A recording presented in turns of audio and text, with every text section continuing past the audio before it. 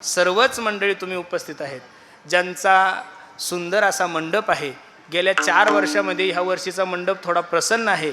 आमचे दत्ता भाऊ खरात दादांसाठी सुद्धा सर्वांनी एकदा टाळी वाजवा महाराज. खरात नाही, ती अशोक वेगळी, हे वेगळे आपले परमार्थिकी संभाजीनगरचे खूप चांगले माणसं आहे. नाही नाही, खरात आडनाव ऐकलं तरी लोक काय करायला लागले, काय क्रांती केली त्यांना लायकाने काही कळत नाही. लोक दत्ता भाऊ बनसोडे आडनाव आहे त्यांचा. हा, चुकलं माझं चुकलं, ते माझं बरोबर असतं, ते आले की चुकतं. बरोबर आहे का? दत्ता भाऊ बनसोडे यांचा सुंदर असा हा मंडप आहे. त्यांच्यासाठी सुद्धा सर्वांनी एकदा टाळी वाजवा. सर्वच तुम्ही मंडळी गेल्या 7 दिवसापासून आमचे श्रावण महाराज आहेत. हे सर्वच आश्रमामध्ये आमच्या विलासदादाने सांगितलं की सर्वात जास्त प्रेम पाटणकर बाबाचं त्याच्यावरच आहे. कारण माझा त्रास कमी झाला ना, मी डायरेक्ट सोडूनच दिलं त्यांना. चिखलीला आहे मी राहायला, अपने धुन में रहता हूँ, राधे राधे कहता हूँ. लागलं की यायचं. आमचे विलासदादा 12ही महिने आश्रमाची सेवा करतात आणि बाबाची सेवा करतात.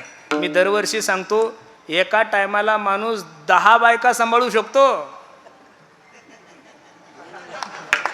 अवघड आहे त्यांचं.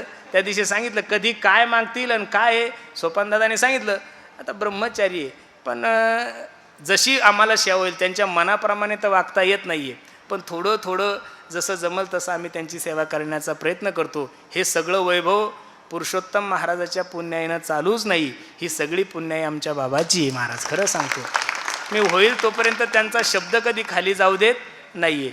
ते जे म्हणतील हो, भरत ना मी 2 जण, ते जर म्हणले ना अरे बैल दूध देतो का, भरत म्हणतो 7 लिटर, मी म्हणतो 5 लिटर, पण म्हणतोच, नाही म्हणत नाही आहे. पण चला, तुम्हाला काय कळणार आहे ते तुम्हाला नाही कळणार, मला कळलेलं आहे त्याच्यामुळं मी सगळं ऐकतो. बरोबर आहे का नाही? त्यांच्या कृपेमुळंच ह्या सगळ्या गोष्टी होतात. म्हणून हा आश्रम बाबाचाच आहे बरं, आपला तिथं काही संबंध. लोक म्हणतात किती सुंदर, मी सांगतो अरे बाबा इथला कलरसुद्धा बाबाच्या चॉईस नाही, फडशीसुद्धा. अहो इथं कांदा खायचा का लसूण खायचा, पंक्तीत कोणती भाजी बनवायची ही सुद्धा. कीर्तनकाराच्या तारखी घेताना लोकांना असं वाटतं मी याची तारीख घेतो. हां, ते सांगताच तीच तारीख सांगायची. बाबा यांची घेऊ, ते हो म्हणले तरच हो, ते नाही म्हणले आजच्या तारखेपर्यंत तरी त्यांच्या मनाच्या विरोधात वागलो नाही.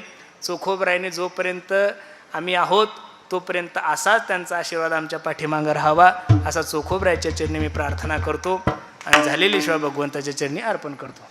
बोल लगेच